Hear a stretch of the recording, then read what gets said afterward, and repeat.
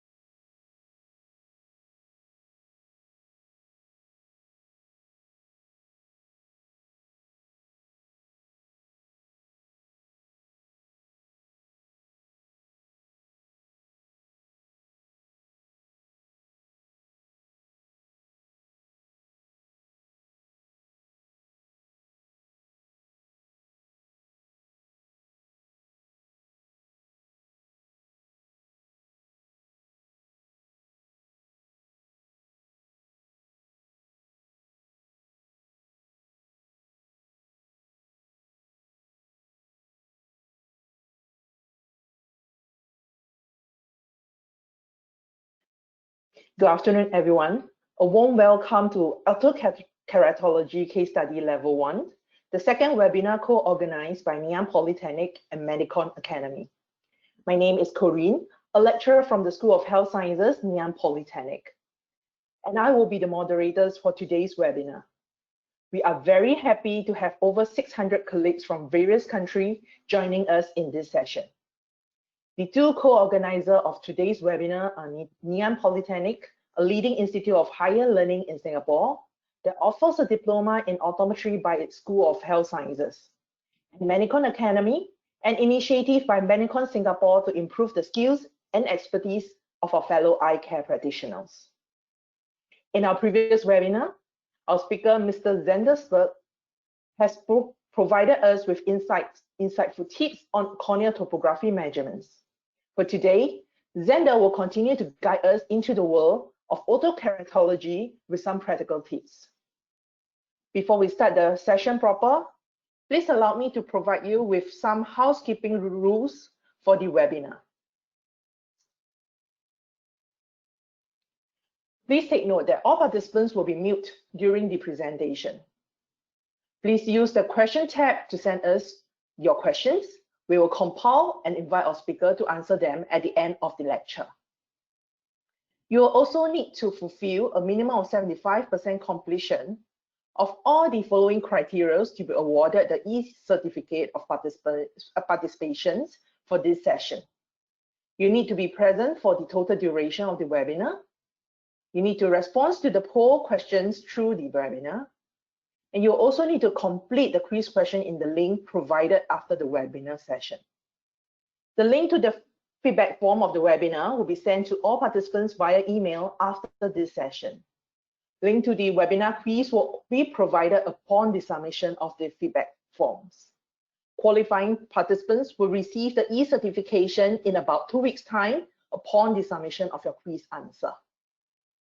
So now please allow me to go on and introduce our speaker of the day to everyone. Our speaker for today, Mr. Zander Sturck, is an optometrist based in the Netherlands. He started his optical career in 1995 and graduated in 2005 with a Bachelor of Science in Optometry. Zander has worked in several big contact lens practices in the Netherlands, where he specialized in orthokeratology. Currently, Zander is working for Manicon Netherlands and is closely involved in the development of new contact lenses. He is also responsible for conducting trainings and workshops. To date, Zander continues to fit contact lenses in practice, and this contributes greatly to his very practical and insightful lectures. So without further ado, please allow me to welcome our speaker for the day, Mr. Zander Sturck. Zander, please. Thank you, Corinne. Well, thank you, Corinne, and welcome everyone. First of all, let me share you my screen. Here we go. Okay, and today we start to talk about orthokeratology. So if you look 2 weeks ago, we discussed a lot about corneal topography, and I will refer back to that lecture, well, sometimes in this lecture as well. So if you followed that lecture, again, welcome back. And if you didn't follow that lecture, not a problem at all. I will explain a bit what I mean 2 weeks ago then by these slides. For today, we start about orthokeratology and case studies level 1. Well, is there a level 1? Is there a level 2? Honestly, I don't know. But what I like to do today is to give, well, an in-depth view how I personally approach Ortho-K cases. So my goal is to make it very hands-on webinar with tips and tricks which you can use tomorrow in your practice as well.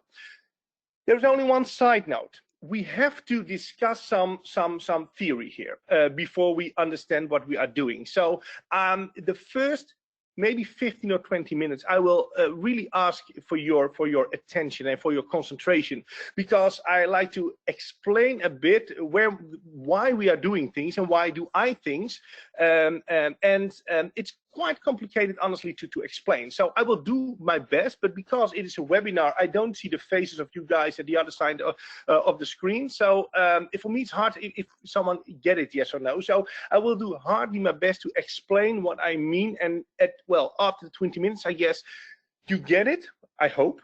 And then you understand completely where I'm coming from. And the beauty of it is, I think, in my opinion, it makes your world a lot easier, because what I found is, and because I give a lot of support for Ortho-K cases as well here in the Netherlands, that a lot of people are struggling. They don't know exactly what they are looking at, made the wrong mistakes, and in fact, we make it maybe too overcomplicated altogether, and in fact it is quite simple, but we have to back to the basics.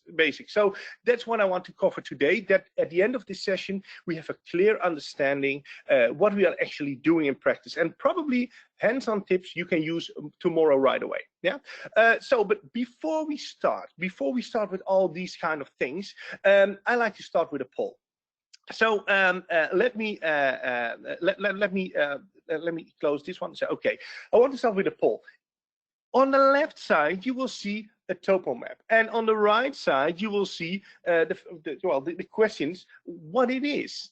Is it answer A is the bullseye, what you see, or is it B, is it the central island? Is it C, is kind of smiley face? Or, well, are you honest and you say, okay, but honestly, I don't know. It's fair enough to say that as well.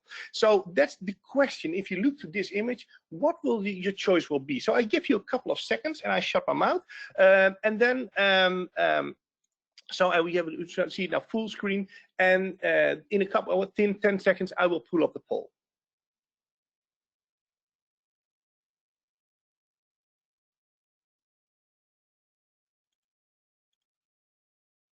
So I will launch the poll right now. So let your answers going. I will wait for. Okay, well, it's going quite hard.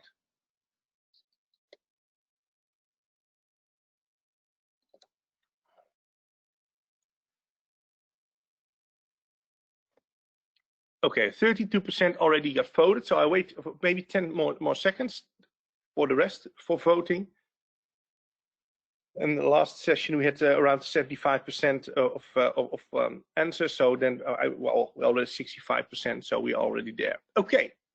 Well, I will close the poll right now because we have 75% of all the votes.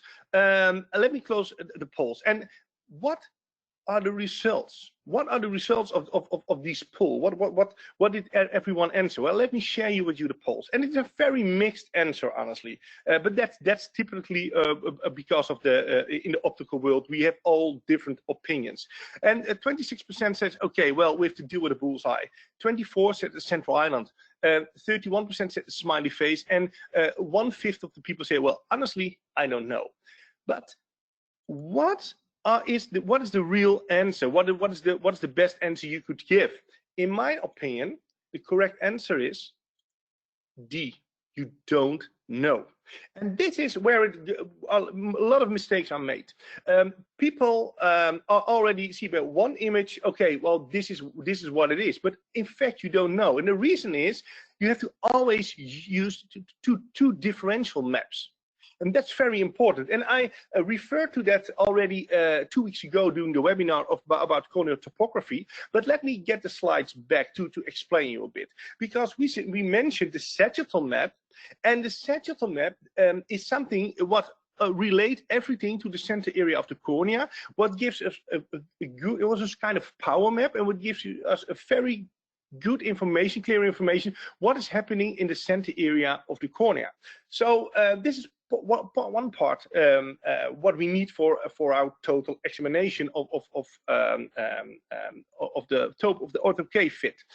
The other side is the tangential map. I mentioned that 2 weeks ago before as well. We have a tangential map. Nothing is related to the center area of the cornea, so we can very localize. We can have a very good view, a very clear vision what is actually happening in the periphery of the cornea, and that's a very important thing. So both maps is something we use to have a final examination. So first of all, we need what is the lens fit in the center, what is the lens fit in the periphery, and those maps, those answers together gives us the final answer. So only based on one map and say, oh, this is a central island, or this is a smiley face, or this is a bullseye, you actually don't know. And it was a bit of misleading questions. I know you probably at the other side of the screen, you are a bit angry on me right now. But and honestly, I don't care. But it is the fact is this is what we see happening a lot of time in practice. Only a response is seen by one image. No, you cannot trust it. You have to make two separate differential maps. That's what we do. So why? And I made a couple of slides, especially for you guys. So what you can make print screens of, because I think that's very handy to use in your practice. So I turn to my next slide, and don't make a print screen yet, but I make it blue and I make it red, and that correlates with the colors you have to focus on in your topo map. So if you look to the sagittal map and the axial map, you focus on the central shapes. That map is telling you something about the central shapes.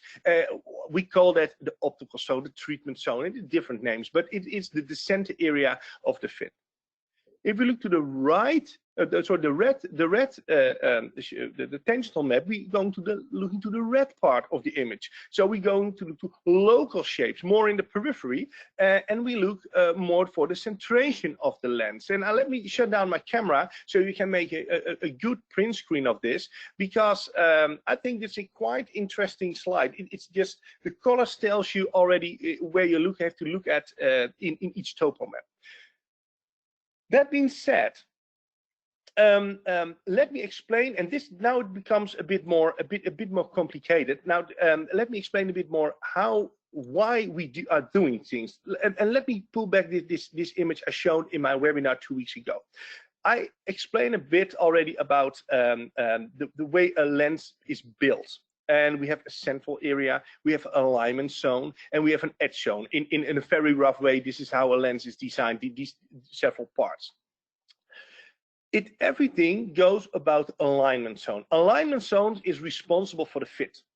And if you relate that to Ortho-K, we have to control the fit if we want to make the system predictable.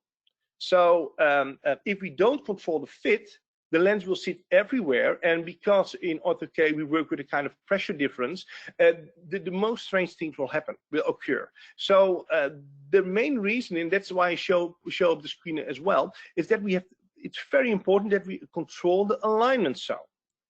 But if that, I hope you guys all agree with that. That's where the starting point is. So if you understand that, it makes really no sense to fit lenses, and especially Ortho-K lenses, on central K readings if you want to fit in the periphery correctly, because that's the most important part. In fact, that's where our fit starts. Every contact lens fits, but especially with Ortho-K, because we need the center area for power shift and not for a fit. We need the periphery for the fit. So if you understand that, it is, and then we come up about the reason why I think we have to change our vision about looking to topo maps and looking to topography maps, is the following. We have to think about different about contact lenses and about designs. And let me explain it a bit. This is the kind of terminology you are not familiar with. Because we talk about linked systems and we talk about unlinked systems. And that's quite new. I can assume that you never heard about this terminology before. And why? Probably because it is common that no one uses it before. We as a company try to explain by this terminology what we're actually doing with lenses. And maybe this kind of terminology will change over time, because if other manufacturers or other brands will come up, or scientists to say, okay, this is something we have to embrace, and they already do in the Netherlands, by the way. But the names will maybe change over time. But again, we have linked systems and unlinked systems, and this is very crucial to understand. What do I mean exactly with a linked system? In a linked system, and let me go back to the previous slide. We have the optical zone and we have the alignment zone. If that part is linked, you can imagine that when you change the base curve of the lens, the periphery will change as well. So that's why what makes sometimes these lenses so hard to fit, because if you have a steep fit in the center and you have a flat fit in a GP lens in the periphery, what you're gonna do? If you're gonna steepen the lens for the periphery, you make it only more steeper for the center area, and if you flatten it, you have a problem in the periphery. So a linked system is quite hard. So adjustments in the center affect the periphery and vice versa. When you have an unlinked system, then we unlinked the periphery and the optical zone, so we can adjust it independently. We can adjust this thing separately from that thing, so we have much more freedom. If we go to a linked system, they mostly based on base curves and eccentricity. So tomorrow, if you fit a new Ortho-K lens, and you use an Ortho-K lens based on base curves, with all respect, you're working with a kind of linked system. It's quite rude, but it is the way it is. It's kind of a linked system. If you work with a lens on eccentricity, well, and I'm not a big fan of eccentricities at all, of e-values, from a fitting perspective. And one short thing is, people think that they have freedom in the periphery, but imagine this: if we talk about an e-value of 0.4 or 0.6 or 0.8, what kind of e-value you take for your lens? Where is the e-value related to? Yes, again, to your base curve. So you have a certain base curve with an e-value of this. So again, we're still discussing linked systems. If we go to unlinked systems, we only rely on peripheral data. So in fact, the fit will start in the periphery, and we work our way back to the center. That's where we actually started. The fit will happen in the periphery in every lens. Soft lenses, rigid lenses, Ortho-K lenses, scleral lenses, every lens will fit in the periphery. And so this is your most concern in the first place, and you work your way back to the center. If you have a lens based on base curve, you start in the center and you're assuming something for in the periphery. It's the opposite. So and because we are using topographers, we know much more information about the periphery. So this is why we can use unlinked systems. And if I can say a brand name, and I'm not really sure if I'm allowed to, but the C9, for instance, is an unlinked system based on peripheral data. And that's why you can only fit it by topographer. We need the peripheral data because that's where actually we make the fit, and then we work our way back to the center. So in fact, in result, this will give you a limited freedom, fitting freedom, what you can do with the lens. One change will affect always the other. And in case of unlinked systems, and that's why I'm a big fan of unlinked systems, you have, as a specialist, as a practitioner, you have complete freedom, and everything starts to become logical. So it sounds very complicated, but in fact, we can have a better final result. That's what we see with unlinked systems in general, that we in Ortho-K lenses, that we have much better centrations, and that we have a larger optical zones or treatment zones. That's because we have more control about the fit, because our starting point is on a different position in relation to base curve designs. Well, why is it important? Because a lot of people mentioned to me, but Sander, I'm quite successful with base curve lenses as well. Well, and honestly, that's true. I'm not saying that it is wrong to do. But you will. But if it is successful with base curve, probably you will have even a better result when you go to an unlinked system.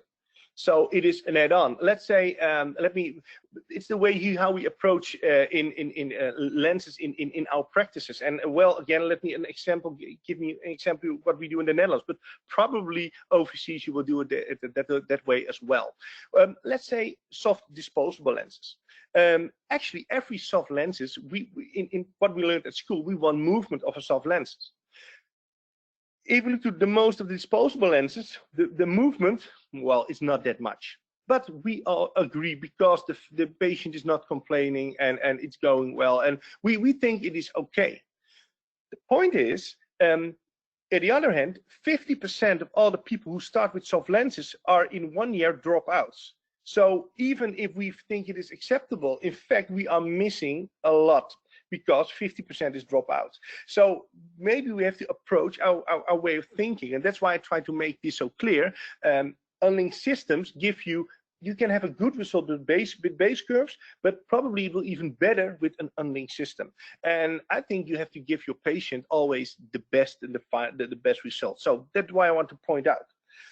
Let me explain it more in detail. So if we have a kind of Ortho-K lens, and this is a very schematical image, but everything with an Ortho-K lens is, it depends on the back side of the lens. So we forgot the front side of the lens. It's about the inside of the lens, of the back side of the lens. That's where the magic happens.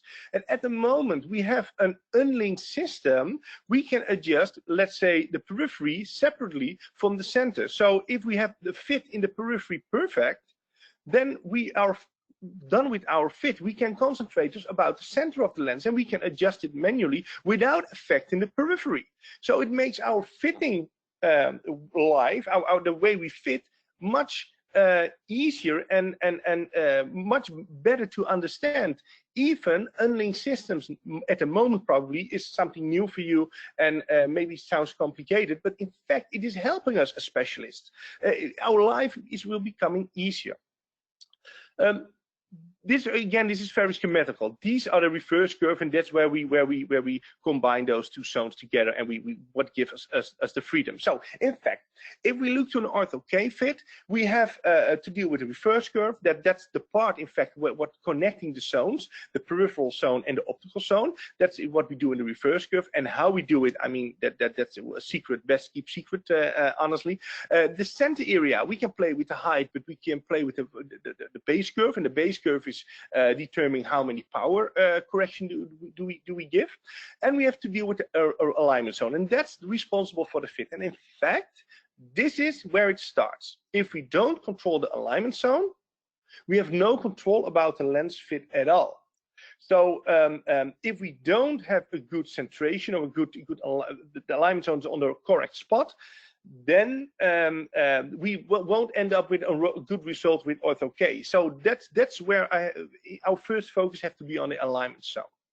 So let's say, and now there is another term what I like to introduce to you. Let's say, okay, we have to deal with the point of touch. And that's a term I mentioned already when I was in Singapore, but maybe you're not familiar with. Let me explain it. The point of touch is it's just saying the area where the lens hits actually the cornea. And well, for very critical specialists, yeah, but a lens is always moving in the tear layer. Well, okay, where the back side of the lens and the front side of the cornea is the thinnest. Yeah, that's the place where the tear layer is the smallest, and that's what we call the point of touch. And why is that important? Why is that important? Well, let me explain it like this. Let's say we give a sagittal height of a lens. We are aiming for a specific sagittal height, and let me take a glass of water. So, okay, I'm back. Let's say, okay, we are aiming for a kind of specific sagittal height, and we are aiming for a distance in the center area from the back side of the lens and the front side of the cornea around 10 microns. Why? We want to play in the safe zone. We don't want that number, distance smaller because of touch of the cornea. We get staining with Ortho-K. I mean, we don't want to go there. So, but we want to control the point of touch. In fact, that is our fit. So if we control the point of touch, we control our lens fit. So only using the sagittal height, and let's say, okay, that's important of a lens, but if we don't control the point of touch, is it differently? We can put several parameters in the lens, but if we don't control the point of touch, everything is going to happen. We not fully control the situation. So that being said, and now I go back to the story. That's why we have to look in the sagittal map only for the center area, and in the tangential map we're looking for the height. That's what we are looking for. But in the tangential map, we are looking for the point of touch. And in fact, we are looking to the red circle, and that is a representation of the reverse curve. But the location of that tells us, in fact, where the point of touch is. The point of touch is next to it. So this is what we're actually doing when we're looking to topo maps. And I will shut down my camera so you can make a print screen of this as well, without my face in the screen. So this is, to me, is a quite important slide, because this is where you focus on. Sagittal map, you're looking for, let's say, the height, and in tangential map, you're looking for the point of touch. And if we have that, then I have a next slide for you. And let's say, okay, in the sagittal and axial map, we are looking for the height. In the tangential map, we're looking for the point of touch. So in case, if we talk about a bullseye, is we discuss a bullseye, then we say, okay, the fit is perfect, the fit is okay, so the height is correct, and the point of touch is where it should be. So both of things are perfect. If we then discuss a central island, we talk about a steep fit then. So you have problems are in the height and not at the point of touch, because the lens, the centration of the lens will be okay, but the height will be too high, the fit is too steep. That being said, and let's discuss for a moment overcomplicate things. In fact, if we discuss a central height, we talk about a steep fit. Why are we using the terminology of central island then? Can someone explain me to that? If you have a good explanation for that, put it in the chat and I will see it later on. But think about it. If we have a good fit, if we fit normal GP lenses or scleral lenses, or we fit soft lenses, if we have a good fit, we call it a good fit. No, in case of Ortho-K, we call it good fit and bullseye. We overcomplicate things. It is strange. It makes things unnecessarily complex. And I'm personally, and what I do in the practice is, okay, I take all the knowledge with me and I think every single time, okay, why am I doing this, and how can I make things more easier? Because we are overcomplicate things. In case of a smiley face, and that's why I make it red, the problem is in the point of touch. And because the point of touch is not where we're aiming, where we want to have it, it will finally result in problems here as well. This being said, and let me shut down my camera so you can make a print screen of this as well. And I make the things I tried to explain already for 20 minutes make a bit sense. This is where it goes. This is what it is. It is not more complicated than this. And now you know where we're coming from. So in case, when you're looking for your topo maps, and you look to the sagittal map, you say, I don't know, maybe the treatment zone is not what I like. It's not perfectly. But you also encounter problems with your point of touch, encountering the tangential map. That's okay. The centration is a bit off as well. Always, no exception. Always first adjust the periphery. Always make sure your fit is perfect, because if you have your fit perfect, your center area is more reliable as well. So at the moment your tangential map is off, is not the way you like it, first make sure that one, first make sure you solve that issue before you do something else. And that makes me to another point. And I don't know how it's coming. We learning people that way as well, because everyone else in the world is doing that. But if you understand this, that the fit starts in the periphery, in the alignment zone, you can imagine that the tangential map is more important than the sagittal map. The sagittal map becomes important at the moment the tangential map is correct. So so what everyone is doing is everyone starts with the sagittal map and try to make already some decisions over there, and well, a bit confusing what you saw in my first poll already, a bit confusing, and then they go to the tangential map. But why don't reverse that? Why don't starting with the tangential map? Or if you still want to look first to the sagittal map, just do it. But you start to become confused, skip it, go directly to the tangential map. But most of the time, you will find your answer there.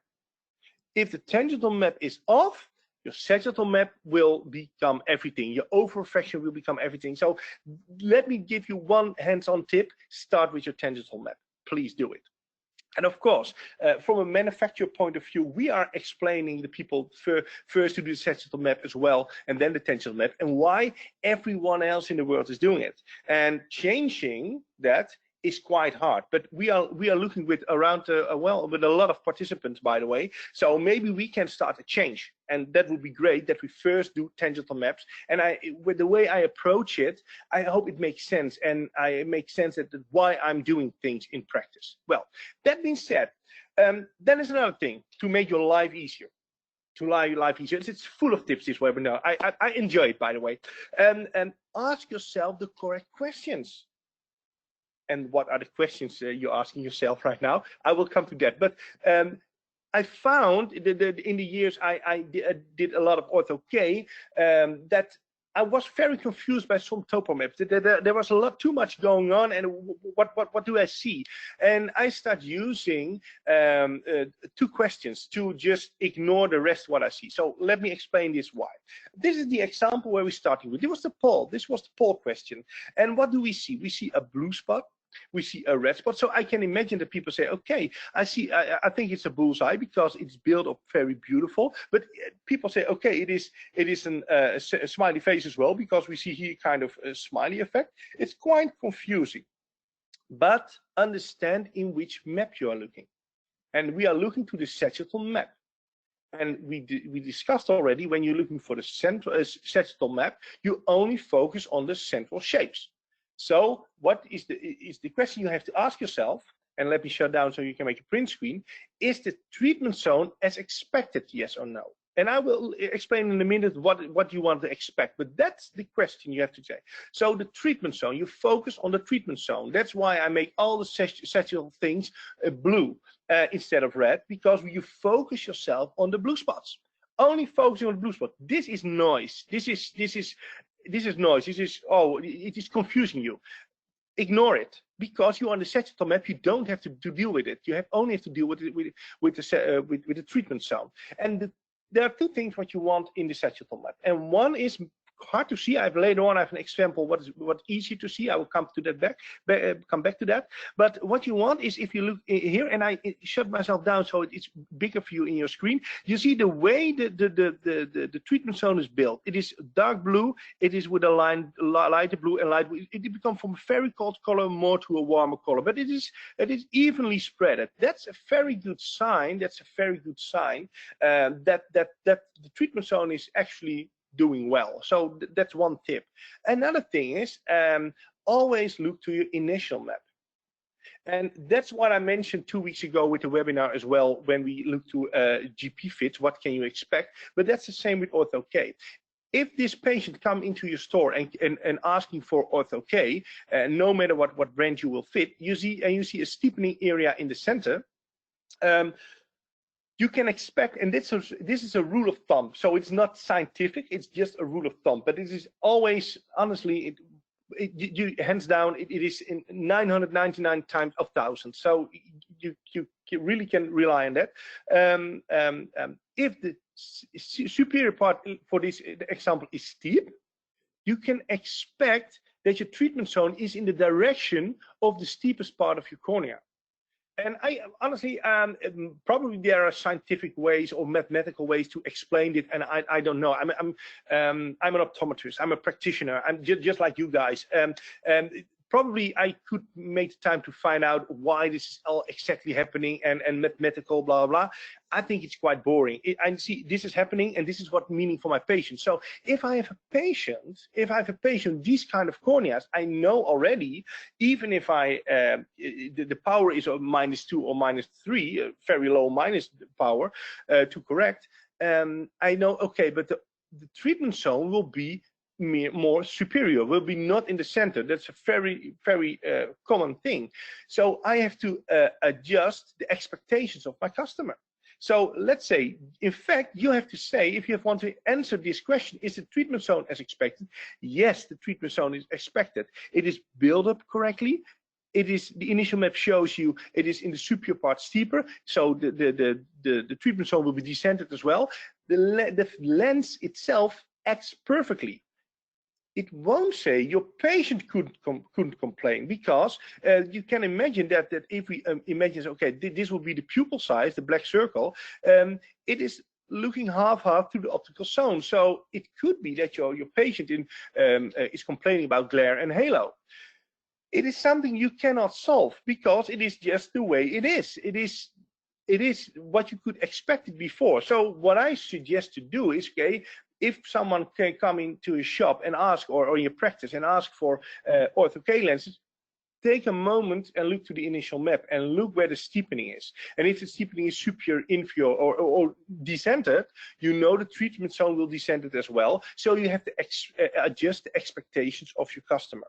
And that's you can make these things better beforehand than afterwards. So what I say to these patients, oh, well, okay, we will try definitely Ortho-K. We can do it, probably not a problem at all, but imagine, or it could be the case that you experience a bit of glare of halo. And if you experience that, it's something I cannot solve. And in fact, what I'm saying to the patient, it's your problem, keep it. That's in fact what I'm basically, in a nice way, what I try to say to the patient. If I don't say to the patient, and I say, okay, but we tried, oh, well, your power is perfect for that, and we try it, and you end up with this result, and your patient start to complain, you have a discussion in your chair, and I try to avoid discussion. If you can do it beforehand, you are even a more specialist as well. So let this be a tip. But again, Don't become confusing of all these colors. When you're looking for the sagittal map, you're looking only for the treatment zone, what you expected. That's only for the treatment zone. On the other hand, if we go, let's say this is the treatment zone is perfect, but look now to the tangential map. And if we look to the tangential map, we see the kind of reverse curve over here. So next to it is the point of touch. But it's much clearer to look to the reverse curve, the red circle. And if we see it, and you have to ask yourself the next question: is the centration as expected? And the answer is yes. In fact, it depends on the alignment zone you choose. We are working with tangents, but that's a totally different topic I don't cover today.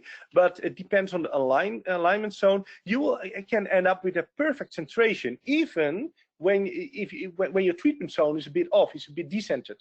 The fit of your lens could be very much in the center. So in this case, blue is the noise over here. You only focus on the centration, only on the red part, and that's why in the slides I show you is the tangential map red colored. So you have to focus on the red part. But this in this example, it's okay as well. So if we have a sagittal map that is perfect, a tangential map that is perfect, we look in our scheme. Oh, it's a bullseye. It's a good fit. It's a fit we cannot improve. The behavior of the lens is perfect. Even if our customer is complaining about glare or halos, we don't know what to adjust on the lens, how to solve it. So that's important to understand. So I hope with all the things I explained, things fall into place. Yeah. Okay. Let's go to a poll question. Now it's up to you. I talked a lot already. Now it's up to you. And the poll question is as follows. We see here only one eye, but we see in the superior part, we see the sagittal map, and in the inferior part of the screen, we see the tangential map. And the question is, where do we have to deal with? Is it a bullseye, central island, a smiley face, or again, we don't know?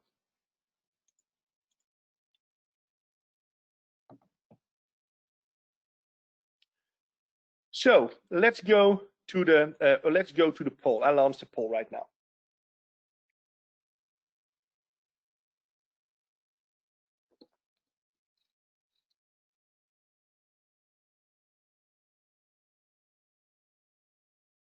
Okay, well, it's going very well with the votes. Wait for 5 or 6 seconds more, because okay, the votes are still coming in. Oh, perfect. So, okay, I will close the poll, and I will directly gonna look with you to the result. I will share the results, and what you see, the majority of the people say this is a bullseye, and in fact, it is a bullseye, but a fifth say it's a central island, and a fifth 5% say okay, it's a smiley face. But let me show you. The correct answer is A. I already said it. It's a bullseye. Well, let's have a look. We have over here the sagittal map, and this is what I mean previously. Do you see the way it is built up with a dark spot? It is blue, more light blue, and do you see how evenly that is? Well, this is a way you can see. Okay, well, probably the fit is perfect. It is your first sign already, but you cannot say the fit is perfect because we need a tangential map as well. Honestly, we first need a tangential map. That being said, if we look to this initial map, we see the steepest part. Probably most of it in the center, a bit decentrated to the temporal side, and that's what we see with our treatment zone as well. So in fact, the treatment zone is as expected.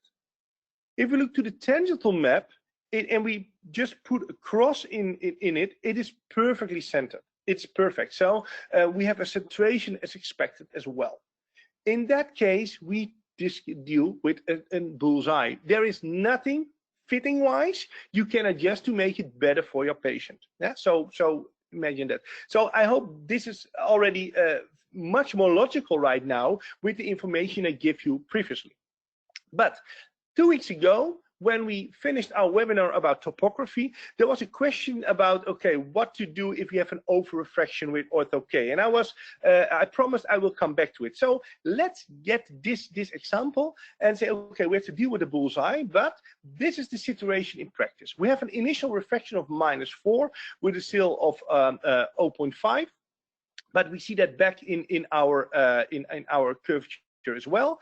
But the patient is coming back after 3 weeks, but we still end up with an over-refraction of -1 diopter.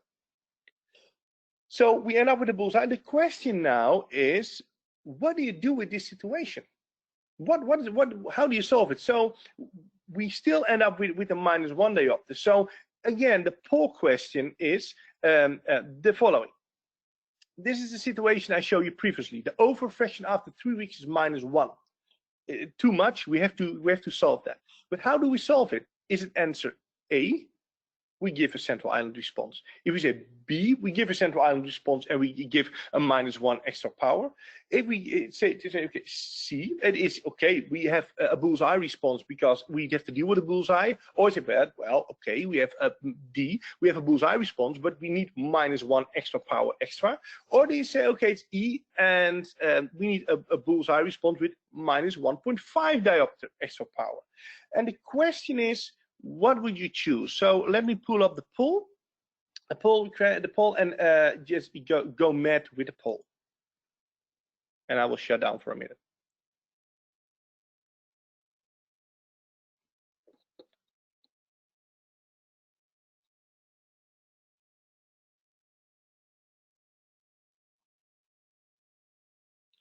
Okay, wait for I think 10 more seconds because we have only 40% voting already, so I want a bit more. But that's the beauty of our optical world. We have all different opinions, and honestly, I'm not saying that my opinion is always correct, but this is the way how I approach orthokeratology in practice, and it never fails me. So I rely on that.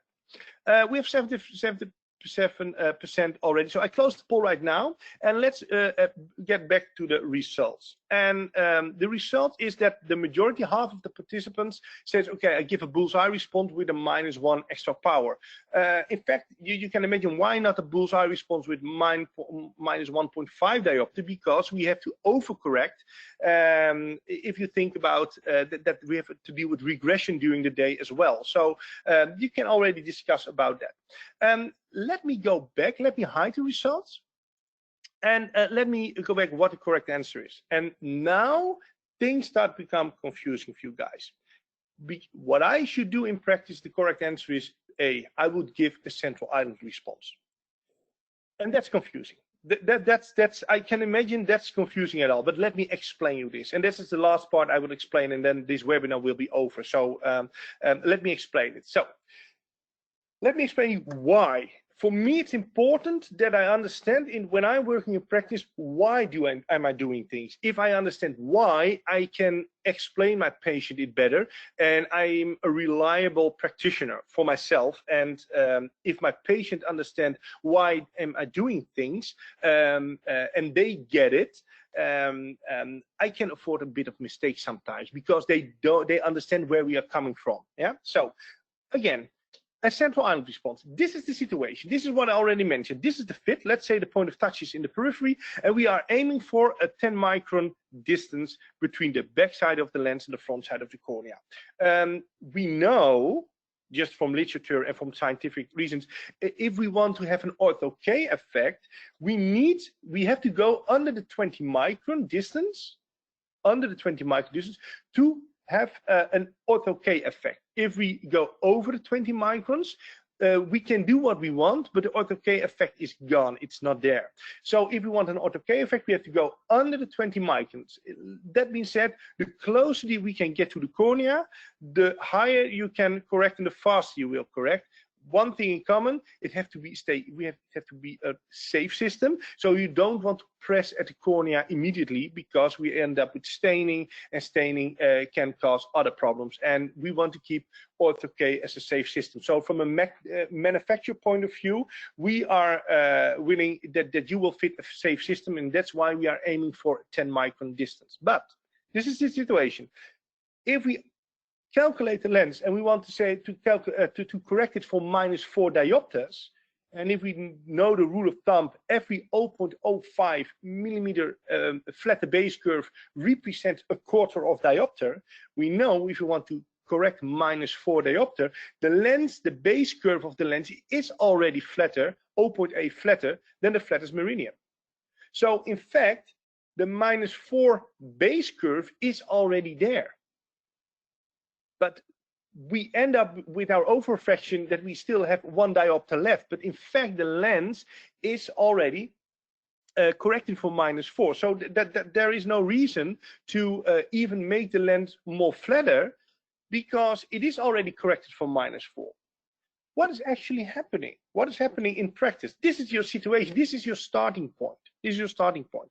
But what will happen over time, because we are creating an Ortho-K effect, the lens, the distance will become larger, because the cornea will flatten over time. So the distance will become larger. And in the higher powers, let's say around above the -3.5, then you will see happening these problems quite often. We cross the 20 microns barrier. So we are losing Ortho-K effect. So we can do in the center what we like. We can flatten the base curve, blah, blah, blah. But if at the moment we still have above the 20 microns, in fact, we are doing nothing. So in case, from a fitting perspective, we have to deal with a bullseye, but skip the terminology bullseye. We have to deal with a good fit. But the problem is a bit different. The sagittal height become too high over time, because we want to correct a higher myope. I hope you are still following me. So what we are doing at the moment, we give a central island. In fact, we're saying the fit is too steep, the height is too high. We lower the sagittal height of the lens. That's what we want to do. And then we are going under the 20 micron barrier again, and then we have back our Ortho-K effect, and then the base curve can do its job, because it was already corrected for -4. I hope everyone gets it and where I'm coming from. So that is the reason. Understand what the response does to the lens design. And what I think, and that's my personal opinion, by the way, I think with the use of all those terminology like smiley face, bull's eye, central island, we overcomplicate things and we make things more difficult for ourselves. Stop using this terminology, because if we see a bullseye, sometimes you want to just lower the sagittal height and don't want to give a bullseye response. So if we are still using this terminology, we have the feeling, oh, I have a bullseye, so I have to give a bullseye response as well. No. So, but if we stop with this terminology, we can just look to the lenses, the way we look to GP lenses, soft lenses as well. We make our life simpler. Yeah. So that being said, understand what the response does to the lens design. And another thing is, when it feels illogical, it is often illogical. If you want to buy a new camera, a very professional camera on eBay for maybe $100, it sounds too good to be true, but most of the time it is too good to be true. The same with Ortho-K. If you have already a bullseye and if you have already a good fit, but you have still 1 diopter left, it makes no sense to just simply flatten the base curve -1 diopter. You have to get your answer somewhere else. This is information your subsidiary overseas can help you with this problem. So if you encounter these kind of problems, we are happy to look along with you and to help you with these kind of things. Why did I show you this last example? Point 1, I promised, and point 2, it is something you will see very common in your practice. So this is a small tip. You can solve a lot of issues already in your lens practice. For now, my webinar is over. So I think I give the word back to Corinne. For my part, it was a pleasure to give this lecture. Maybe in a couple of months we can do a second session with more difficult examples. But for now, it is important that you have the basic, and I hope that it gave you a better understanding of the basics. Yeah. So now it's word for Corinne. Thank you, Zander. Just give me a minute to actually set up my slides. Okay, we have a couple of questions. Actually, we have really a lot of questions. In fact, I have benefited a lot from this session. So I a glass of water, just dry them out. Okay, sure. Okay, so we have a couple of questions, and then in fact, you have probably answered the questions from the previous webinar. okay, but I just put it in here actually, just for you to have a look. So it's actually discussing about the adjustment to the set height and etc. And I also have a question from this round, okay, asking about the same thing. So would it be possible for you to just give us a quick summary of what you have suggested? Okay, well, let me say the question. Easy fit usually recommended to flatten the base curve. Depends on what? For residual power, yes. If the amount is small, we will do that, yeah. Which causes a loose fit? I don't agree. Why should we adjust manually? Well, honestly, I won't do it because we have to deal. And now I talk specifically about the C9 lens. We talk about the easy fit, and that's something I didn't cover during this webinar because it is just general Ortho-K information I like to share. But now we're talking specifically for the C9 lens. So let me get into that. The C9 lens is a lens based on tangents and based on heights, and it is an unlinked system. It's a very sophisticated lens. From my perspective, the way we have to fit lenses, that's why I really believe in this fitting philosophy, from work your way out from the outside to the inside. So at the moment, your tangents or your alignment zone is already correct. You can do in the center what you like, and it won't affect the fit. So in fact, if you flatten the base curve residual power, it won't affect your peripheral fit. So it won't cause a loose fit. If you end up with a loose fit, probably you had a loose fit beforehand. You had to solve it first before you adjust the power. Make sense what I tried to explain? So the other way around, we are really focused first on the treatment zone and then on the tangential zone. So we, in that way, and I agree, and I can imagine that we all think that the sagittal and the center area is the most important because our patient, that's what our patient or customer experience. If you're looking clearly, yes or no, but in fact, we as specialists have to step back and first make sure the alignment zone has to be perfect, no matter what the patient says. If the alignment zone is correct, then we can really help the patient. Make sense? Yeah, it does make a lot of sense. All right, so allow me to move off to our next question. And what is the maximum target power for the Ortho-K lenses? Depends. Honestly, we are suggesting around a -4, -4.5. If you want to calculate with spectacles and calculate it back, you have to around not across the -5 diopters. And that's a part I didn't cover today because we can do it for next session. Why we are doing that, and that's everything to deal with success rate. And what happens if you go for high myopes? I won't say that instead the C9 or every ortho can go higher, but you want good results. And when you across the border, the limits of -4, -4.5 diopter, you will encounter problems. In every Ortho-K lens, your success rate will drop, and you have to realize it. So this is why we suggest don't across the border of -4, -4.5, just to prevent that you end up with problems. But that's something we can cover in the next session as well. But this is a small answer, short answer. Right. So Xander has promises another session to share more. So keep a lookout for that. Nothing. They have to hire me with a cost of lot of money. No. So off to our next question, and this is actually a case, okay, of 8 years old patient with irregular astigmatism and an initial refraction of -375, -1 with axis of 180. The topo map show good centration, but after more than 1.5 years of treatment, over-refraction is still a negative -125 diopters. So it's not even reduced to less than -1. So asking for advice. Yeah, well, it's you can two-way answer. It could be that is exactly the part I explained in my example.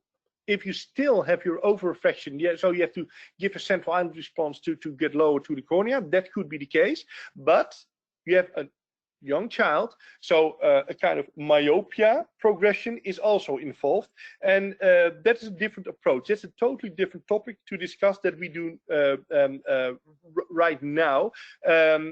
So what I suggest to do, if it is still -1.25, I assume that the power was there from the beginning.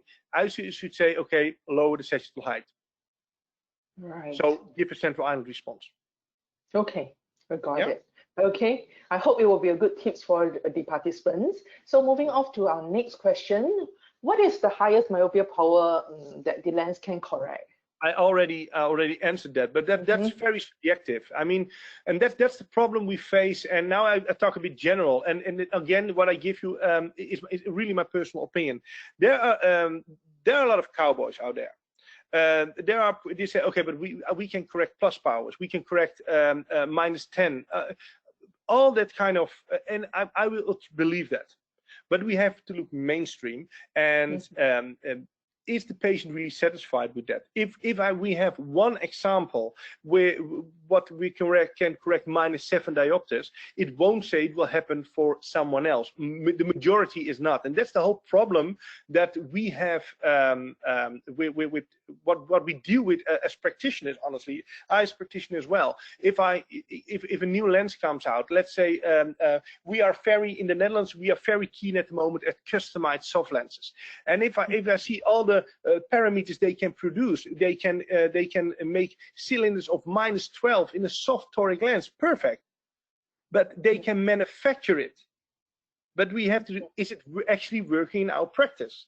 And that's the mind shift we have to make. So if we see things on sheets, and the manufacturer, most of the manufacturers showing us only what they can produce, but producing is not a problem. We want a high success rate. If I have a patient in my chair, who of you guys in practice fit a soft toric lens successfully with a cylinder of -12? Honestly, I never did. I never had someone in my store. But so we have to understand what is going on. It's not what the manufacturer tells us, this is what we can produce. No, we have to look at this more clinically. Okay, fine that you can manufacture that, but what is reasonable, what is acceptable in our practice? And then we see, if we compare it to soft lenses, toric lenses, we end up with -4 diopters, and then we have a very low success rate. And we have to encounter that with Ortho-K as well. I completely understand that we all love to correct higher myopes. That's what we want. And especially, it sounds rude, but especially in the Asian world, we have to deal with higher myopes. So it would be great if we have a lens to correct -8. Perfect. But now there will always be a manufacturer who say, okay, we can do that for you. Yeah, you can manufacture it. But is the patient at the end successful? And that's the big difference we have to understand. Right. That is a very, very practical advice. Yes. Right. Oh, okay. So every patient is actually very different. Yeah. All right. So moving on to our last question. How do you know the central tear thickness is actually less than 20 microns? Yeah. Well, honestly, we don't know. Let's be honest about this. We know from research and scientific that we are aiming around 20 microns. And again, it is on a personal subjective. So for one person, there will be 22 microns and one 18 microns. Then there's another thing what creates noise. We all have to deal with topographers. And every topographer is not so... One topography is more stable than the other one. So there is fluctuation in your measurement. So if you do what I suggest you to do, 4 measurements per eye, what I suggested in the webinar two weeks ago, in these 4 measurements, there will be differences. So because your topographer is just measuring the tear layer, it's different in every blink. It's the software behind, well, in the topographer as well, is different. So you end up with a lot of noise around along the road. So we know we have to aim around the 20 microns.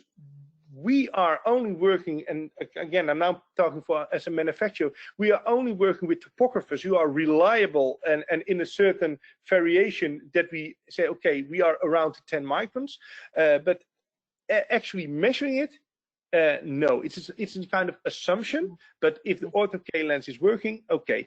If we know, and that's why I said, okay, if you have above the -3.5 correction and you end up with an over-refraction of 1 diopter or more, lower your height, because it is definitely an sexual height problem. If you are around the -1, please keep giving bullseye responses with your over-refraction. So this is, yeah. Make sense? All right. So we have to consider all the parameters to actually make a decision. Yeah, well, we have, but there's a lot of noise along the road. So how do you know? In fact, we don't. Yeah, very true. It's the honest answer. Thank you so much for all your very insightful tips and practical information. I think it's actually very, very helpful for many of us, Xander. And we hope to have yet another session with you. I think this is the thoughts of actually a lot of us. Okay, Yeah, so well, thank you I hope. again, Well, let's discuss about that. And but also for the participants, by the way, let us know where your questions are, so I can. I want to make every webinar as useful as possible. And I give now the basics at the moment. But if you want more specific information, let us know. So use the chat, email your subsidiary, and if it comes back to us, we can work on that. So to me, I want to say thank you. I want to mention one thing more, and that's at the moment I wrote a blog post about the topic we discussed, how we have to look at differential maps. So they will probably come online within 2 weeks. It's out of my hands, honestly. So, but you will get an email. We use your email you gave up doing this for this webinar. We give you an email when the first blog post comes online, and you can just read it back and maybe get some more information about it as well. Yes. I said thank you. I will shut down my camera and my mic. So again, thank you. Bye-bye. Thank you, Xander. Okay, thank you everyone for attending today's webinar. Just some very quick reminders about our feedback form that will be sent after this session. After you have filled in the feedback form and submitted it, you will actually receive a link to the webinar quiz, and you therefore can fill it in. Qualifying participants who completed the quiz will receive the e-certificates in about 2 weeks after the submission of your quiz answer. All right. So the link to our previous webinar has already been released to participants through the e-certification email. All right. So with representation of the organizer, Ngee Ann Polytechnic Optometry course, and also Manicon Academy, I thank you for attending our session, and we hope to see Xander back again soon. Thank you.